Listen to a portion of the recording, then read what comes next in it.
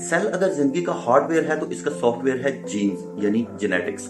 हर cell के nucleus यानी मरकज में हदायत का एक सेट होता है जिसे हम डीएनए कहते हैं। ये जिंदगी का वो ब्लूप्रिंट है जो ये बात तय करता है कि एक जानदार कैसा होगा, इसका कद कितना होगा, इसकी आंखों का रंग कैसा होगा, नीज, सब कुछ। और फिर नस्ल दर नस्ल यही खसूसियात आगे मुंतकिल होती रहती हैं। अगर एक इंसानी सेल के डीएनए को खोलकर सीधा किया जाए तो ये तकरीबन 2 मीटर लंबा होगा और ये 2 मीटर लंबे धागे के अंदर 3 अरब हरूफ का कोड लिखा हुआ होगा। और अगर इस कोड को 3 अरब हरूफ के कोड को अगर लिखना शुरू किया जाए या टाइप करना शुरू किया जाए तो एक इंसान को तकरीबन 50 साल लग सकते हैं। और ये सब कुछ एक सुई के नोक से भी छोटी जगह पर समाया हुआ होता है।